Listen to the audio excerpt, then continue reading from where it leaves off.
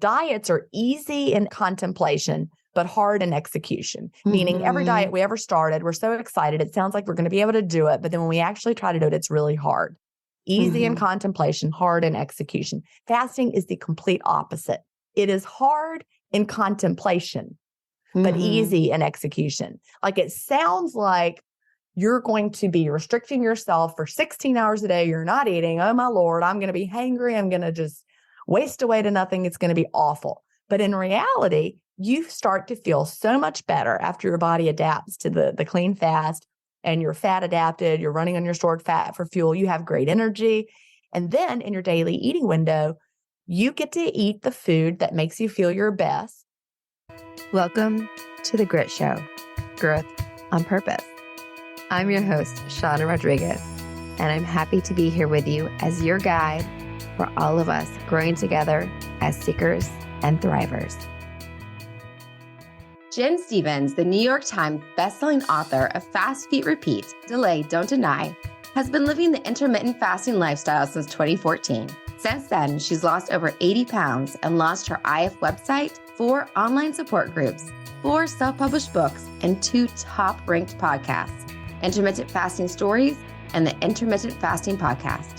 A graduate of the Institute of Integrative Nutrition's Health Coach Training Program in 2019, she also earned a Doctor of Education degree in Gifted and Talented Education, a Master's in Natural Sciences, and a Bachelor's degree in Elementary Education. She taught elementary school for 28 years and has worked with adult learners in a number of settings. She spends her time on the beach in Myrtle Beach, South Carolina, where she lives with her husband and their 4 cats. She is also the mother of 2 adult sons. And I am so excited to get to have this conversation with her today. Welcome, Jen. Thank you for being here. Well, thank you so much. And I'm glad you read that bio because it's the one that I think is on the back of my book that came out in 2020. And we've had so many changes since then. I'm no longer on the Intermittent Fasting podcast. I still have Intermittent Fasting Stories. My second podcast now is Life Lessons. So I just left one, went to another. So Intermittent Fasting Stories is a great podcast for people who want to hear from intermittent fasters who have made this their lifestyle and all the ups and downs, ins and outs. It's always we have 2 episodes a week. It's always an inspirational story. The people I talk to are just amazing. And I love doing that. The Intermittent Fasting podcast, I was on that for just over 5 years. And so there is 5 years worth of old episodes people can listen to with me on it. But I have another podcast with a friend of mine, Sherry Bullock. It's called Life Lessons, where we talk about all sorts of things, not intermittent fasting. So the other side of me gets to come out. Yeah. You are now addicted to podcasting, just like I am. For a while I was doing three podcasts and I was like, something's got to give. Yeah. Yeah. So now I'm down to 2. But one of them comes out twice. So I still have 3 episodes a week that I'm recording, but I love it because, I'm a retired teacher. I love people. And this way I get to connect with people all the time.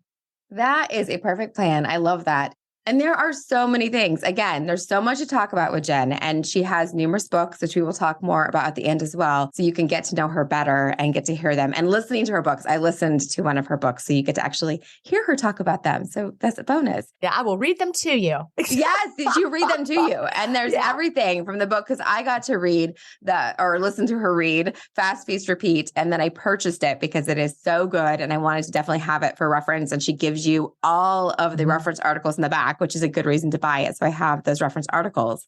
But we could talk about everything from mindset to food quality to the role of hormones and appetite correction, problems with calories, bioindividuality, health plans. Like there's so many things we could talk about.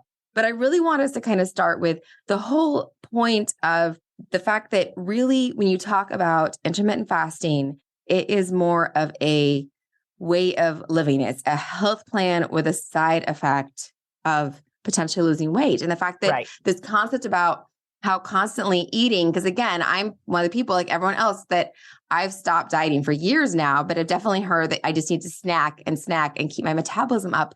But there's some problems with that thinking. And I would love for us to talk about starting with that, because I feel like a lot of my listeners and people like, that's what we've heard. And if anything, that's not helping things. So let's talk about why that's not necessarily a good way to do things. Well, it's funny. We've all heard that, eating frequently boosts your metabolic rate. And it's not a lie, but it's misguided. Let me explain why. It's founded on the fact that when you eat, your body boosts your metabolic rate. But here's the thing.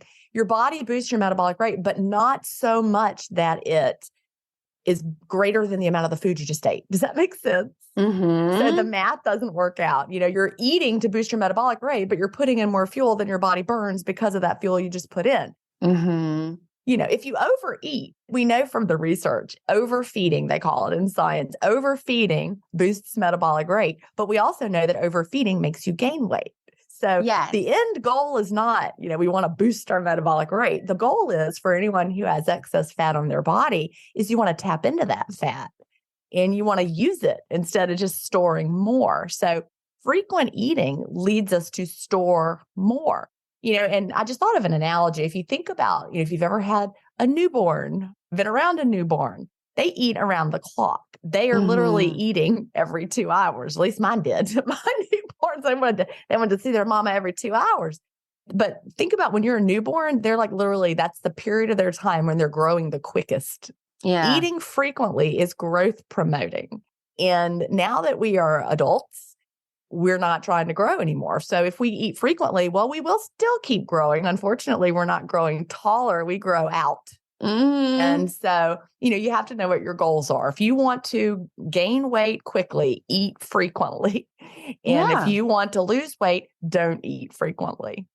Yes. And that whole concept too. I know that one of the things that you talked about is the cleaning your house. And if you constantly have stuff coming in, which comes to the stuff around, is it called autophagy? Is that how you say it? Autophagy. You did it. You nailed it. Autophagy. I nailed it. Let's talk about autophagy, Jen. I love it when you talk autophagy to me.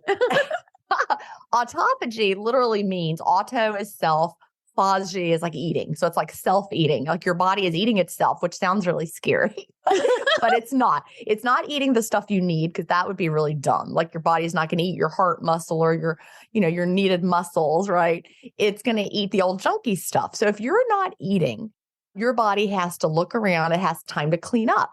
It's like, all right, well, I got these junky proteins over here that need to be broken down, like an old junky cell part. And so your body can work on that damaged stuff because it happens all throughout our cells. We have old junky parts that need to be recycled. And when we take a break from eating, autophagy is upregulated. And so we can deal with that old junky parts.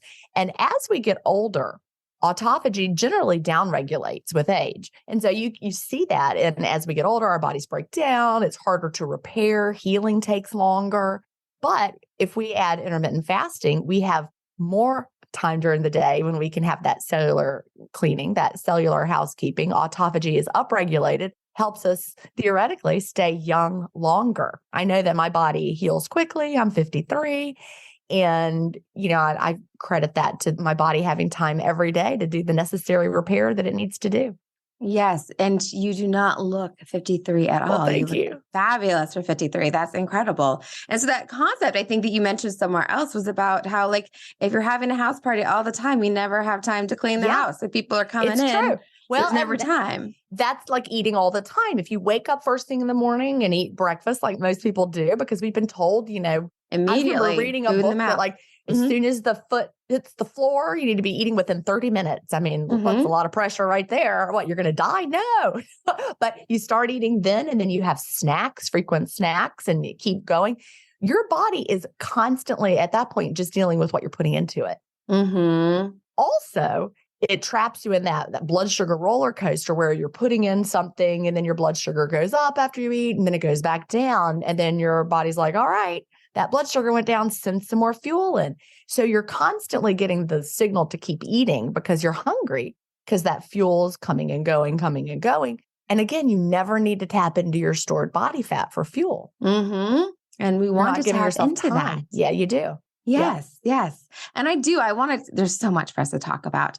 Yeah, the audiobook is 14 hours. So we're not going to get to all. Y'all need to get the audiobook. That's all there is to it. Or you need to get the book and start listening to the podcast. You need the audiobook first, and then you do need the paperback so you can go back to find the parts you need later. That's really how I intended the book to be. It's like a resource guide.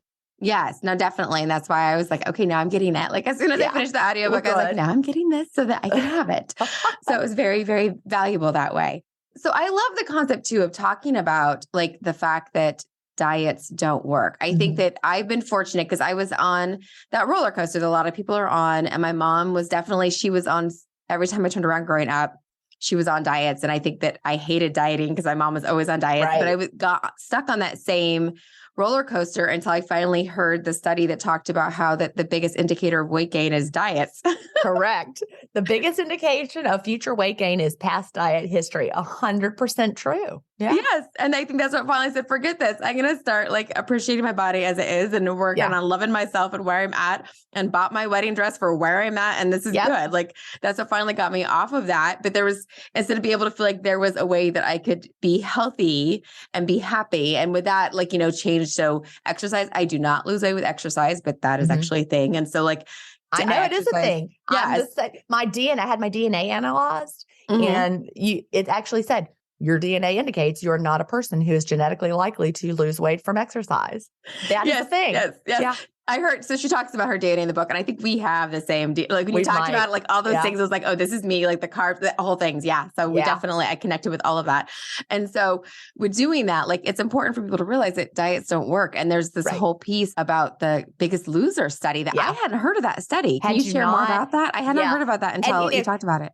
Diets work, but they don't work long term, right? Yes. They're a very short term solution, and it has to do with metabolic adaptation.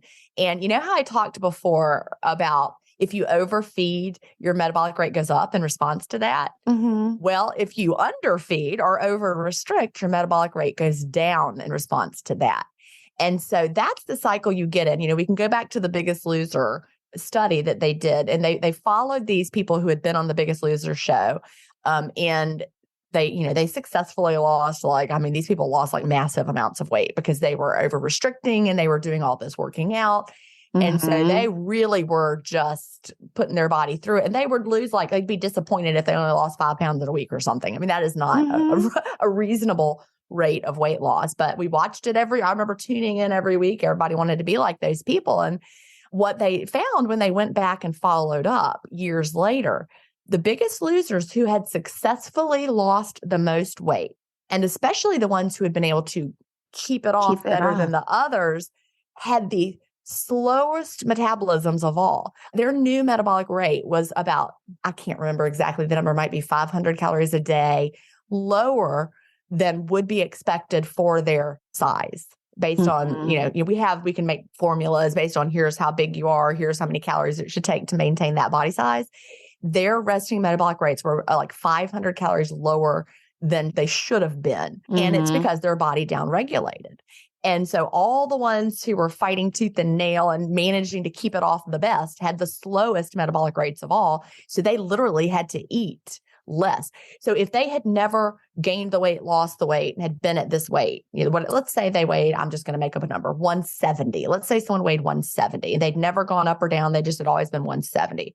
Someone who had been through the Biggest Loser process, gained all the weight, lost all the weight. Now they're 170. They can eat 500 calories a day less than another 170-pound person who had never been through that. That is so significant. Yeah, it's very significant. And I'm just throwing those numbers out. Those are not the actual numbers. I just made those up, but I'm just for illustrative purposes.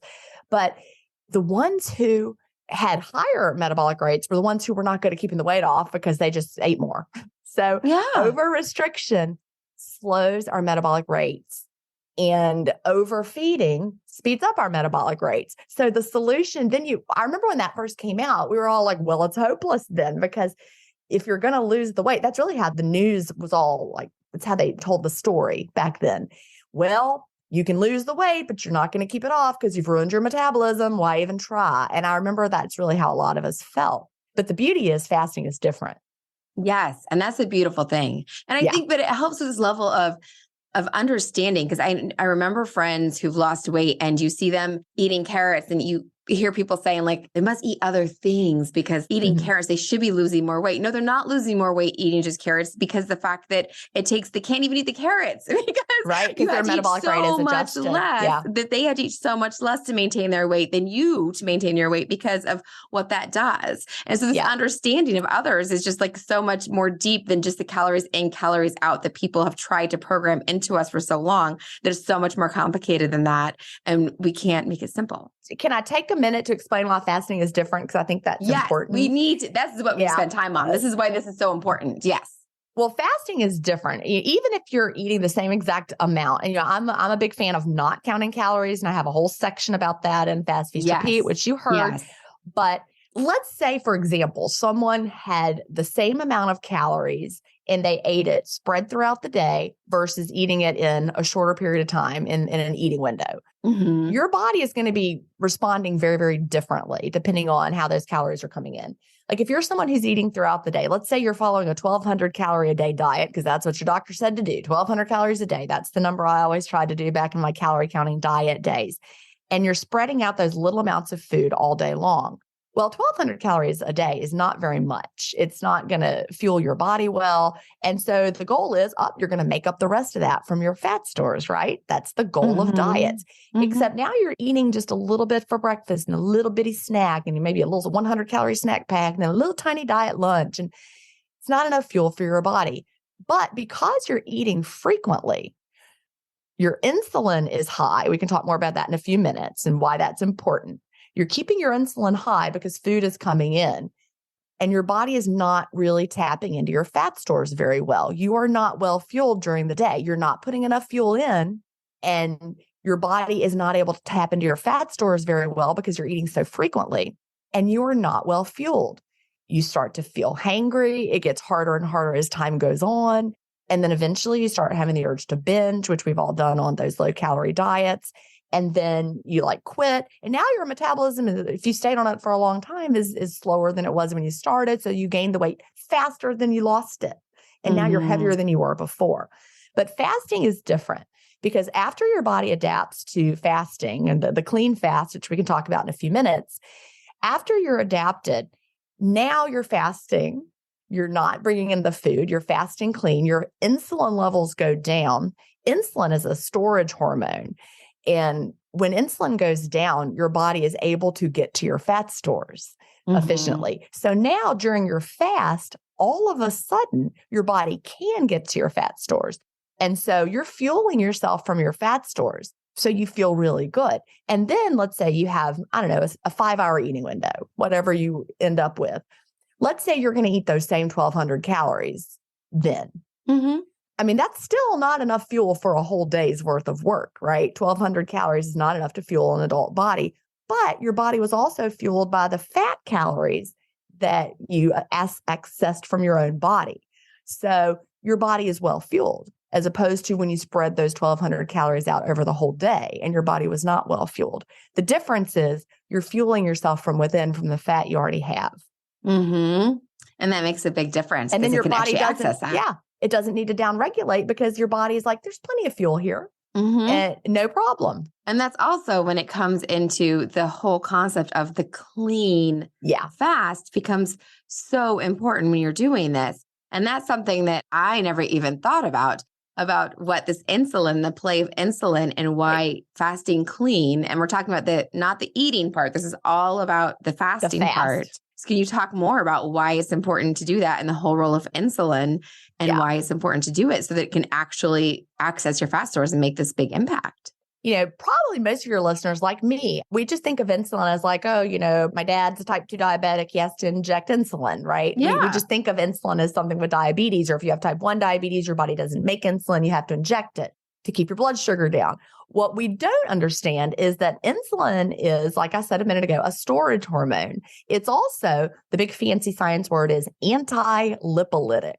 And anti means against. Lipo is fat, lipolytic burning. So it's anti-fat burning. If you have high levels of insulin circulating throughout your body, your body is not able to get to your fat stores very well. And they're just basically locked away. And that's when you start to get hangry because you've got all this fat on your body, but your body can't get to it because your insulin levels are so high. That's not the natural state of how our bodies work. If we are in starvation, like in the past, like a famine, there's no food, people can't eat because there's nothing literally to eat. Like I'm talking about hundreds of years ago, our bodies have to be able to tap into our fat stores so we don't die. But in our modern world with diet sodas and all the things that we have, they might be 0 calories, but they cause our bodies to release insulin in response to the sweet taste. We're keeping our insulin high, plus all the snacking that we're doing. And so we can't get to our fat stores because our insulin's high. I know everyone's heard of insulin resistance and, all the metabolic problems that people are having now, but the root of them is chronic high levels of insulin based on the signals that we're sending with something always coming in. So one thing we really want to do, as I've said, is keep our insulin low so we can tap into our fat stores for fuel. And we do that by not introducing any flavors into our mouth that make our brains think that food is coming in. Which is such a wild concept. Because again, like when we think of fasting, like that, like blew my mind. Like the first time I heard you speak was, wait a minute, what? Yeah. Like we would drink, we just don't eat, but it's about flavors, which is like what makes it the clean fast, which is a whole different concept. Right. We have something called the cephalic phase insulin response, and that's in our brain. And whenever we taste something, it sends messages to our brain that something's coming in. And so if you taste something sweet, your brain says, I know what that is. That is some sort of sugar. It's glucose. It's something. It might be, think about how we developed as humans. It was honey or fruit or whatever. We taste that. We know it's coming in. And you're going to need insulin to manage that hit of sugar or honey or whatever it is. So your body goes ahead and pumps out some insulin in response to what it knows is coming in. But now imagine that you're actually just drinking a Diet Coke. Your brain doesn't know that that's 0 calories. Your brain just tastes the sweetness. And they actually did some fascinating studies with rats where they severed the nerve that sent signals to the brain so the rat could no longer taste the sweetness. No more insulin response. It's the taste that matters. Yes. So we don't want to taste anything that's sweet, all those water enhancers, everything, the flavored this and flavored that. If your body thinks a sweet treat is coming in, it is keeping your insulin high. And, I think about that when I go to Costco now and I'm in the beverage department. I mean, there is part of the obesity epidemic right there. And even though it has 0 calories, it is not doing our bodies any favors metabolically because it's keeping our insulin levels constantly escalated, which is definitely not what we want.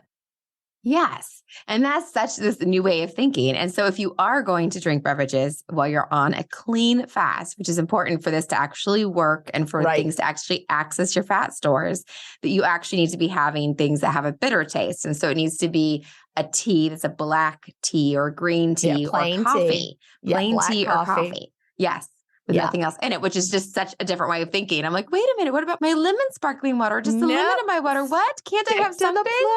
I mean, I actually felt that recently. It was a couple months ago. It was time to open my window. It was while we were moving. And I was at a restaurant and I ordered my dinner and I hadn't had anything to eat yet. And I'm like, I'll just have water with lime. I'll drink that. And so the server brought my water with lime. And I started drinking that, but I hadn't had anything to eat yet. And so I actually felt my blood sugar crash and I was suddenly starving. Like I was like, I've got to eat right this minute or I'm going to die. And now that I know what happens, obviously my body said, oh, here it comes. The citrusy deliciousness, pumped out some insulin, lowered my blood sugar, crashed it. I actually felt it. Yes. And that's part of what that is to make it easier to fast, if that makes sense too for folks, that like the fact that you're having the lemon with your water, that you're having the diet drinks, that you're having all of these other things actually makes it harder to fast. It does. Because it makes you hungry and it makes you want the food because your body's like, oh, no, there's supposed to be calories with that. Give me the calories that go with that. Yeah. And now your blood sugar could crash and you're suddenly starving and it's just keeping you from getting into your fat stores. And if you're fasting, you want to get the benefits of the fast. Otherwise, it's going to be like the effect of a low calorie diet, right? If you're not fasting clean, you're not able to tap into your fat stores effectively and your metabolism is going to pay the price of that. So, yes. And so there's 2 things that I want us to like touch on next. One, I want to talk a little bit about why I love listening to you talk about all of this and kind of your background that connects to all of this. And the other thing is to kind of define why intermittent fasting, if folks aren't familiar with it, because I don't think a lot of my listeners are, that it's not scary fasting. Because again, like 5-10 years ago, I had friends that didn't eat for a week and that was just crazy. And they'd have cayenne pepper and lemon. And it was like, I'm never doing that. That's crazy. Don't do that. Don't do that. But intermittent fasting, like when you learn about these numbers, but these numbers actually, they can be like 12 hours of not eating. So sometimes just not snacking at night and eating first thing in the morning. Like, you know what I mean? Exactly. It can be really just getting healthier and letting your body Yeah. clean out a little bit. So let's talk about those numbers, and then let's talk about your background just a touch. So talk about the numbers a little bit and what intermittent fasting means. And we probably don't have time to get into like the deeper stuff in the book that talks about day. Right. There's a lot of different ways to do it. So you really just do this. We have something in our community called Tweak It Till It's Easy. And there's a chapter called that in the book. And there's so many ways you can structure your intermittent fasting lifestyle. And the way that you start on day 1 is not the way that you're going to be doing it on day 50 or day 500 or whatever. So basically, most people who do intermittent fasting have what we call a daily eating window. And, you don't start off with what you're going to end up with because you have to build up to it. It's kind of like couch to 5K. You don't just get off the couch and run a 5K. You have to build up for it. And that's the same thing with fasting. You have to build up your fasting muscle. You might start off with, for example, 16-8. That would mean for 16 hours a day, you're not eating, and you eat all of your food in an 8-hour period. And that's just as simple as skipping breakfast and starting at lunch. That's not scary. So many people tell me that's how they naturally would have been or used to be before society told them they had to eat breakfast. So they're like, are you telling me I do not have to force myself to eat first thing in the morning? Hallelujah. And then from day 1, that's easy for them to do because that's how their bodies naturally wanted to be. So I end up most days, my eating window is probably an average of around 5 hours at this point.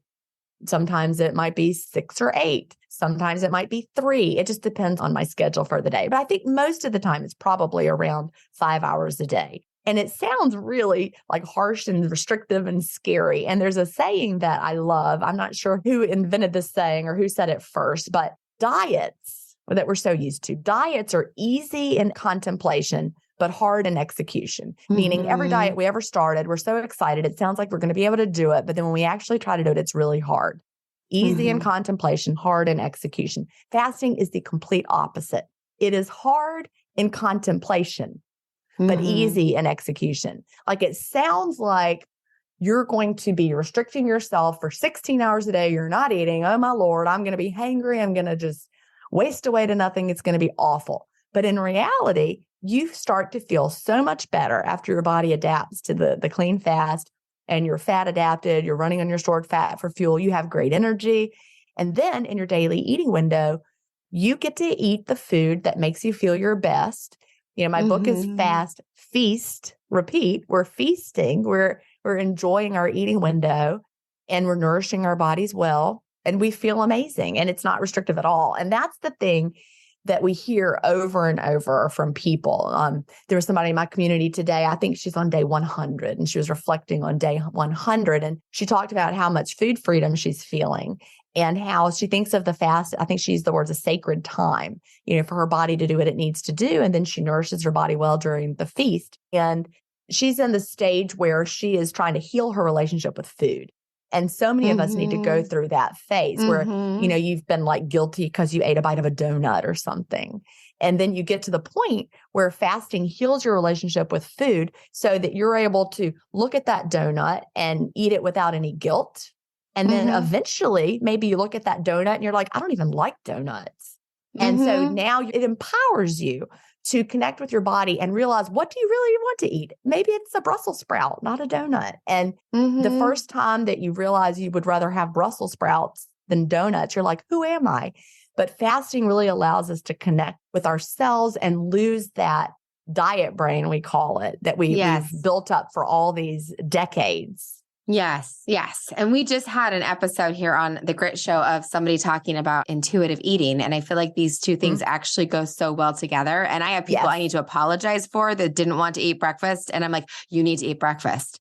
It is okay to not eat breakfast. It is okay to not miss meals. But our society has said, like, no small snacks, put food in somebody's mouth when they're hangry. Like, instead of us finding our ways to intuitively find what our body needs, and that fasting isn't a bad thing. We need to find the way to do it right. So our bodies. That's the whole tweak it till it's easy part. Your body will let you know what your body needs. If you're over restricting, your body will tell you. That's the thing. Promoting, starving yourself. Yes. You might just think that's what it sounds like until you actually live it. And you're like, oh, this is less like starving myself than anything I did before.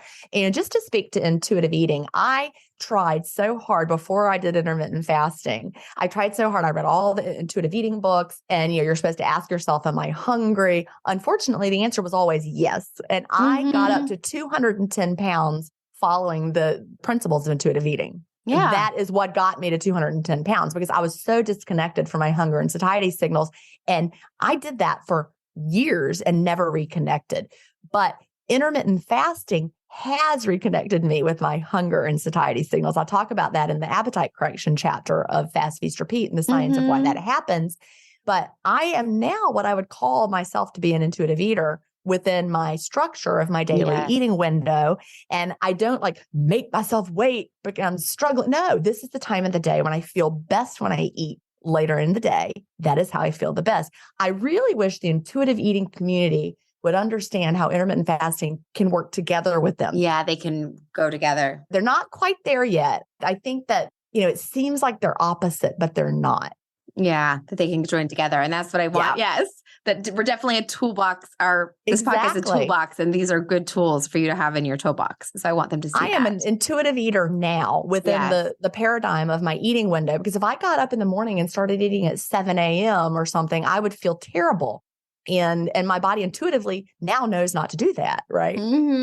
Yes, exactly. So I love, you are not a doctor, and we don't say that you're a doctor and these are like medical recommendations, anything like that. But I love your perspective because you are, to me, very academically focused. You have a background in teaching children, and now you're an adult educator and you've taken courses in health coaching type stuff. But your perspective is great because you look at all of the science and do a great job when you listen to her book or read her book about giving it to you in a way that we can make our decisions. She offers us the studies in a way that's very relatable and very easy to connect to.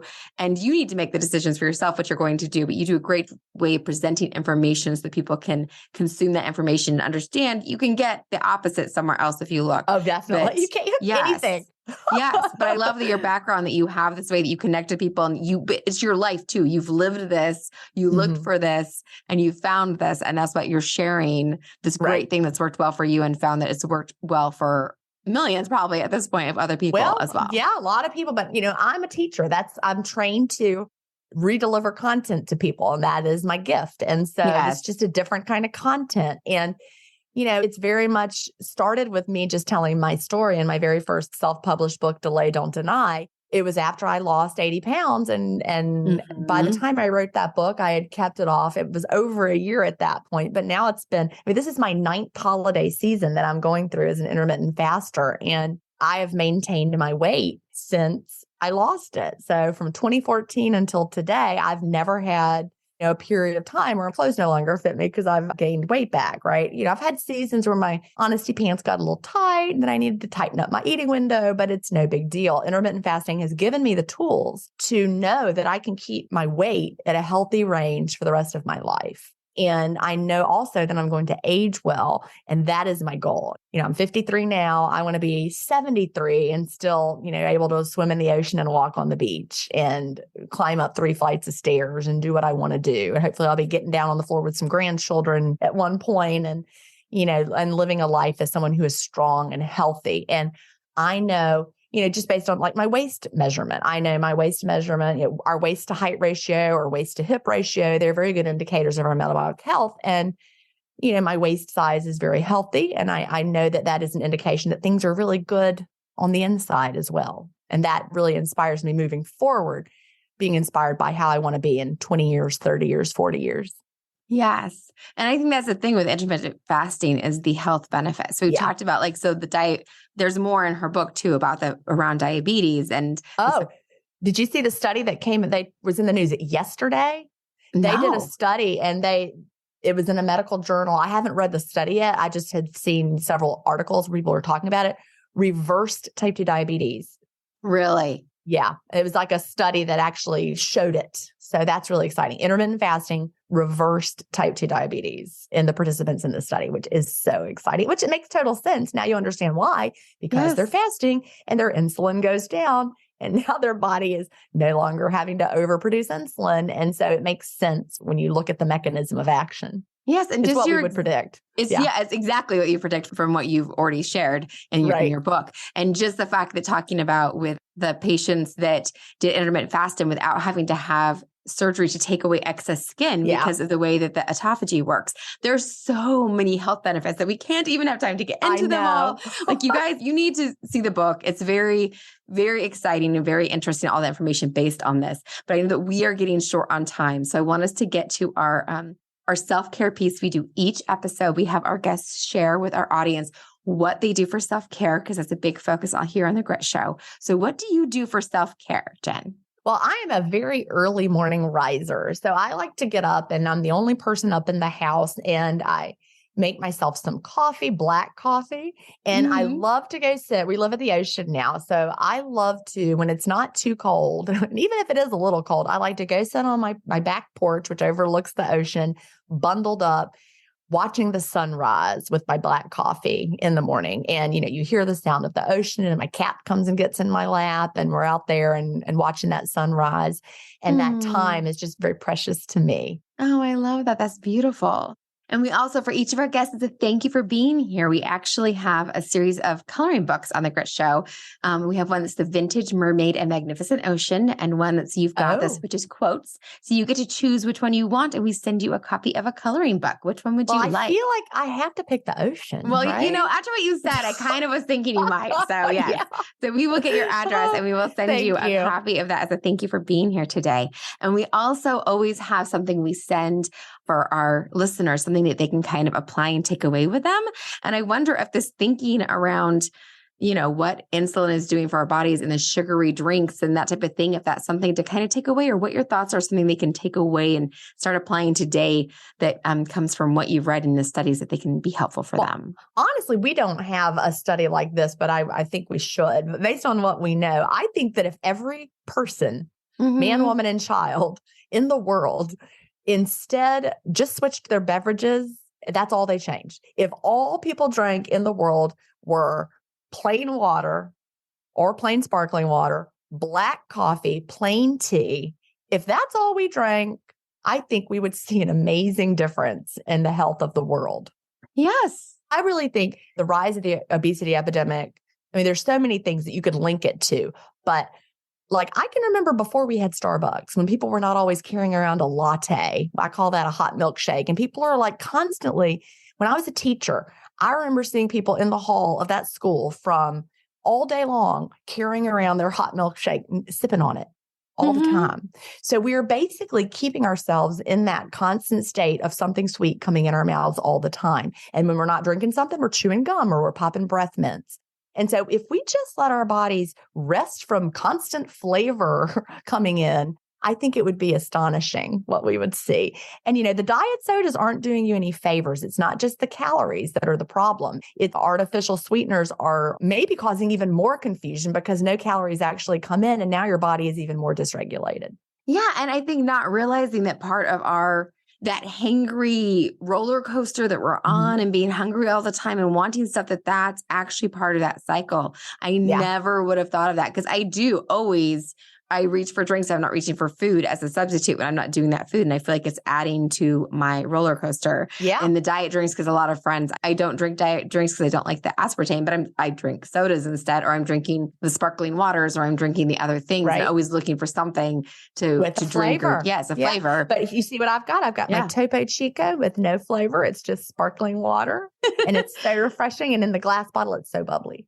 So bubbly in the gut. I love it. I love it. Yeah. We grabbed club soda the other day when we were it was funny. We're like, which one is it? Tonic water or club soda? Tonic water is one that has the extra. Tonic water. Don't drink the tonic water. Well, and even the gum, and because like the dentist telling you how the gum and the mints and all those things that you don't think that you're doing.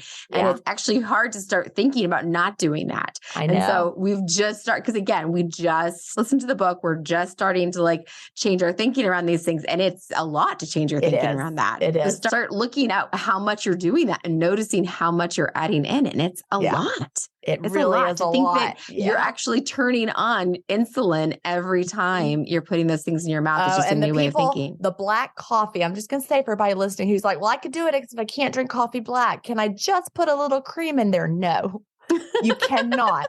And I don't care how many YouTube videos you find that tell you can. Yes, it's They are amazing how wrong. creative that they can get. Like, so we got some sweetener at like some store that was like the MCT oil. I didn't even know what the point of that was until I read your book was talking about the MCT oil as being another like keto friendly option. Like just everyone wants to sneak in. That's how they make the money. Which guess what? That's one of the other bonuses is there's no money to be made. It's free. It's free to do this. When you're putting all this oil stuff in your coffee, again, do you want your body to burn oil that you put in your coffee cup, or do you want it to burn the fat on your body? I mean, it's really a no-brainer. And cream in your coffee might be delicious, but cream is nature's perfect food for building a baby cow. All dairy, all mammals feed their babies dairy, but it's definitely not fasting. Yes, it's not. It's not. You can have it during your window. And that's, So I'm still having it during my window. And then and the teas are complicated because I was going to be like, can't I have, until the first time I heard you speak, I wanted to ask you like, so what about my peppermint tea? But then I heard the book. I can't have my peppermint tea. Keep that in your eating window if you love it. Yes. Our favorite, like I talk about in the book, is MT. Yes. EMTEA. That sounds crazy, but just a mug of plain hot water. Might sound like a mug of sadness, but it's really like a hug in a mug. You just want that ritual of having something hot and soothing. And hot water in a mug is very soothing. Yes. And at restaurants is actually what I prefer. I already did that sometimes when I just bought something warm to hold. So I would get that at restaurants and now I feel more confident. It's like, give me a warm cup of, otherwise I'm stealing my fiance's cup of coffee. So I have something warm to hold. So yes. So we're almost out of time. Tell people where to find you. Where is the best place to find you? Because we have podcasts, we have books, what's the best place to find you, Jen? Well, if you go to jenstevens.com, everything is linked from there. Jen is Gin, Stevens is with a PH, jenstevens.com. I have an intermittent fasting community that you can get to from my website, where I love to interact with intermittent fasters from all over the world. I used to be on Facebook, but I left Facebook because it's got a little toxic. You know how that can be. So our community is a paid community, but it's like $9.99 a month. So it's not any big deal, but you get to interact with me if you're on the community.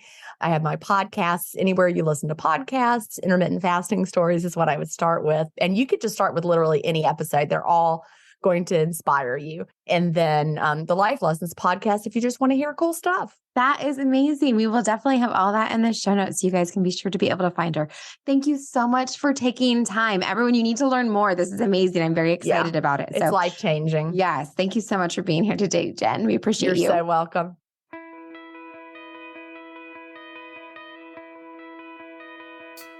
If you're interested in getting your copy of one of our coloring books, just Google The Color of Grit or look it up on Amazon.